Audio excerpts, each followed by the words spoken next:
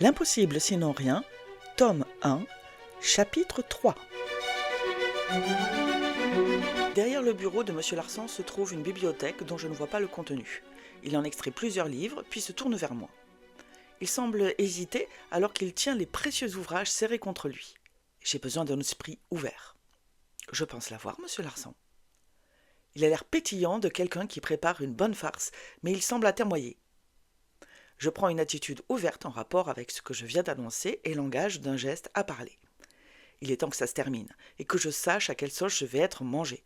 De toute façon, je suis prête à tout accepter, d'autant plus si cela fait appel à mes compétences en marketing. Les éditions Larsan étaient le vieux rêve de mon père qu'il a lancé au moment de sa retraite militaire. Quand je les ai reprises, je ne pensais vraiment pas devoir faire face à tant de résistance au changement. La vérité, c'est que chaque fois que je veux explorer une nouvelle piste, un nouveau marché, je dois me battre contre les vieux de la vieille. D'où mon recrutement intensif de nouveaux profils plus jeunes. J'ai eu droit quand j'ai lancé le département jeunesse, les romans graphiques, et plus récemment avec une idée, disons, encore plus controversée. Je fais un rapide tour d'horizon des nouveautés concernant le marché d'édition et tombe rapidement sur une conclusion immédiatement corroborée par les livres qu'il dépose un à un sur la table en face de moi. « Connaissez-vous ces livres » me demande-t-il. Avec un grand sourire, je pioche le premier de la série. 50 nuances de gré ? Vous plaisantez ? Qui ne le connaît pas ? Et celui-là, me demande-t-il en me montrant le premier tome de la série Crossfire. Oui, je connais aussi, je réponds avec assurance. Les avez-vous lus ? Oui, et j'ai même passé quelques moments très agréables le soir après leur lecture. Mais ça ne se dit pas, même si c'est presque implicite. Je me contente d'acquiescer de la tête. Monsieur Larsan me reprend des mains le premier des 50 nuances et me dit, en me le montrant avec ferveur, 130 millions d'exemplaires dans le monde ! Et ils l'ont laissé passer, ces imbéciles, rajoute-t-il d'un geste large qui doit montrer, je suppose, les bureaux des directeurs éditoriaux plus loin sur le même palier. Ça fait presque 5 ans que ça me reste en travers de la gorge. Je commence à comprendre. Ce n'est pas vraiment un engouement artistique pour le genre érotique, mais un pur intérêt financier. Je me demande où il veut en venir. Comme je ne sais quoi dire, je lui fais signe qu'il a toute mon attention. Je veux lancer un département littérature érotique, me lance-t-il avec un air joyeux, limite enfantin. Son enthousiasme est communicatif, d'autant plus que je m'intéresse de près à cette littérature depuis longtemps. Cela dit, je ne peux m'empêcher de penser qu'il n'a pas inventé la poudre à canon. Je me borne donc à sourire en retenant mes mots, forcément blessants, au fond de ma gorge. Mais il semble atteindre un commentaire, alors je tourne cette fois ma langue dans la bouche et il me lance. En quoi cela pose-t-il un problème au sein de votre maison ? Monsieur Larsan fronce les sourcils et boit quelques gorgées de son café. Il le repose sur la table en regardant par-delà son bureau. Je comprends qu'il veut parler des directeurs éditoriaux. Aucun d'eux ne veut s'engager dans cette voie de la sous-littérature de gare, comme ils disent. Mais enfin, il vous suffit de confier cette mission à quelqu'un d'autre. Je vois que nous sommes sur la même longueur d'onde. J'ai droit à un immense, beau et très sincère sourire. Je ne sais ce qui m'estomaque le plus, ce sourire ou ce qui l'insinue. Vous voulez me confier la charge de ce nouveau département ?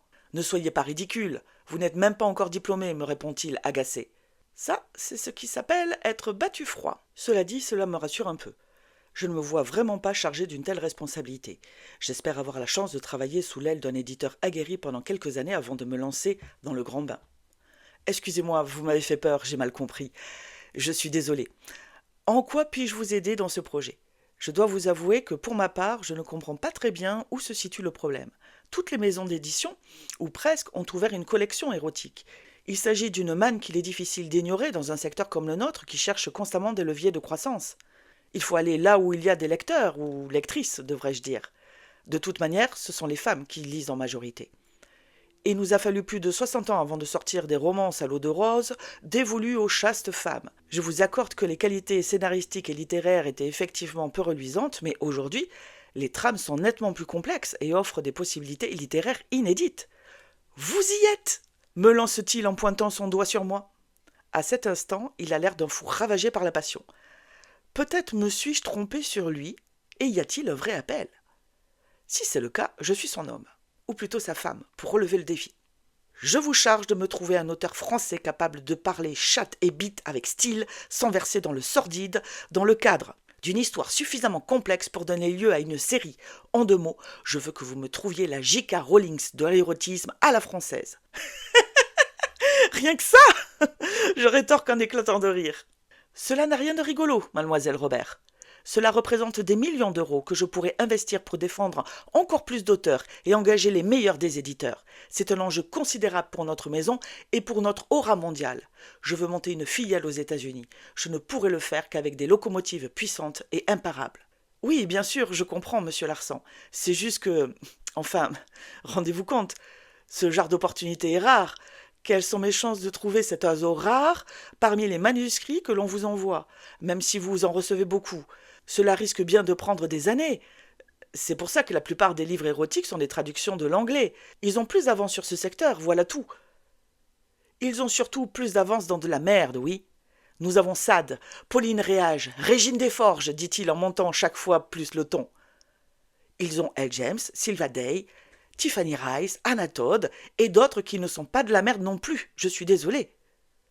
Allez leur dire à eux, dit-il en montrant les bureaux qui s'étalent au-delà de ces murs. Tout de suite si vous voulez, je n'ai jamais eu peur du débat, c'est ce que je vois. Mais vous savez ce que j'aimerais voir, moi, mademoiselle Robert, dit-il en se levant, le regard furieux. J'aimerais pour une fois entendre quelqu'un dans ce maudit pays dire « Waouh, c'est génial, c'est quand qu'on commence ?» Croyez-moi, monsieur, j'adorerais vous dire ça. D'ailleurs, j'ai réellement envie de vous le dire. Mais vous semblez penser que je peux trouver cette perle rare en 6 mois. Et ça m'effraie, parce que c'est quasiment impossible. Alors, voilà qui va vous motiver. Je suppose que vous ne vous faites pas trop d'illusions sur vos possibilités d'embauche dans l'édition suite à votre diplôme. Là, j'ai clairement envie de mordre. Quel salaud de frapper là où ça fait mal. Je me rassieds dans une attitude qui ne doit rien avoir à envier à celle de Tristan tout à l'heure. Décidément, cet homme est doué pour générer de la frustration. Je n'ai pas envie de parler de demain. Je vis au jour le jour et seul aujourd'hui m'intéresse. Eh bien, je vous propose d'aller loin avec moi, mademoiselle Robert. Trouvez-moi ma L. James en 5 mois et je vous embauche. Vous serez au cœur de la création du département littérature érotique à travailler avec les meilleurs éditeurs du monde. Les miens. Mon cœur rate un battement. Alors, ça ne vous donne pas envie de faire des miracles, ça? Que puis-je dire? Waouh, c'est génial. Je commence quand? Parfait, tout de suite. Vous savez où est votre bureau, Tristan vous indiquera celui des RH pour la paperasse. Un dernier détail, notre accord et cette mission restent entre nous pour le moment. C'est une mission secrète en quelque sorte. Cela ne me plaît pas beaucoup de faire des secrets à Tristan, mais je suis trop heureuse pour y penser maintenant. La terre entière peut s'écrouler autour de moi, je m'en fiche, comme de l'an 40, comme vous voulez. Je crois que cela met fin à l'entretien. Il me faut quelques secondes pour comprendre que je suis recruté, officiellement stagiaire des éditions Larsan, l'une des plus prestigieuses maisons d'édition françaises connues dans le monde entier. J'ai réussi. Je me fous bien de tout le reste. J'en suis toute tremblante. Si je veux sortir de ce bureau debout, il faut que je parte tout de suite, tant que le fer est encore chaud et avant qu'il ne se ravise. Je vous remercie. Je ne m'attendais pas à une telle proposition, dis-je en me levant, mal assuré sur mes jambes. Mais au lieu de se lever lui aussi, il se carre dans son siège et fait mine de récupérer ses livres. Je suis presque arrivé à la porte quand il reprend la parole. Bien sûr, vous n'écrivez pas. Ma main reste en suspens. Je me retourne vers lui. Une onde glacée se déverse dans mon dos. Que voulez-vous dire? On est écrivain ou éditeur, les deux ne vont pas ensemble, pas chez les éditions Larsan du moins. La place que je vous offre si vous la gagnez n'est pas une création de poste. Je n'en ai pas les moyens actuellement. C'est la place d'une de mes éditrices juniors que j'ai chopée à publier sur Amazon des idioties sur des loups-garous et des sorcières. Pas de ça chez nous. L'onde glacée se congèle sur moi et m'enferme dans un douloureux étau. Bien sûr que non, je réponds en pensant au manuscrit qui dort quelque part sur les étagères de cette maison. 1 an de travail, mes tripes et mon âme restées sans écho qui menacent aujourd'hui mon avenir. J'arme un sourire de circonstance et me promets d'utiliser immédiatement ma 2e casquette pour faire la chasse à ce manuscrit qui ne doit en aucun cas finir sur le bureau du comité de lecture. Bon, eh bien, aussitôt que j'ai réglé la paperasse, comme vous dites, je jette un coup d'œil au manuscrit, on ne sait jamais. Des conseils pour la recherche de notre blockbuster ? Cherchez partout, car vous avez raison, il serait étonnant qu'il nous attende sagement dans les placards aux manuscrits. Faites tous les sites d'auto-édition, les blogs, Wattpad et consorts. Wattpad ? J'ose espérer que mon ignorance n'est pas trop visible. Oui, je sais que c'est principalement américain et pour les jeunes, mais on ne sait jamais. D'accord, pas de problème, je ferai ça. Quoi? Je ne sais pas, mais je le ferai, aussitôt que j'aurai trouvé mon manuscrit. Larsan se lève soudain et plante sur moi un regard étrange, doublé d'un sourire dangereux. Je suis tenté de passer immédiatement la porte tant je peux le sentir venir. Encore ces vibrations dans l'air. Je n'étais pas fâché que cela se soit arrêté. Vous ne me demandez pas pourquoi 5 mois? C'est vrai ça. Pourquoi 5 mois au lieu de 6, la fin de mon stage? Pourquoi 5 mois? Je réponds bêtement. Son sourire devient carrément inquiétant là. Il s'avance vers un grand agenda accroché au mur et rempli de mini post-it. Parce que le 15 mars exactement, ou bien j'ai signé avec ma L. James et je suis le plus heureux des hommes, ou bien je mets fin à votre stage. Quoi? Avec toutes les conséquences désagréables que cela supposera pour vous. J'aime partager mes bonheurs, mais malheureusement pour tout le monde, je partage aussi sans compter mes déceptions et mes colères. Bienvenue chez nous, mademoiselle Robert. Refermez la porte en sortant. Merci. Comme un automate, je sors et referme derrière moi. En clair, si je ne fais pas un miracle en 5 mois, il détruit ma vie. Et voilà, chers auditeurs, c'est la fin du chapitre 3. Vous retrouverez bientôt le chapitre 4. Mais si vous êtes trop pressé et que vous voulez absolument avoir la suite, n'oubliez pas que vous pouvez vous procurer la version e-book ou le livre broché sur le site d'Amazon. Nom d'auteur Mu, nom de la série L'impossible sinon rien, tome 1. À bientôt!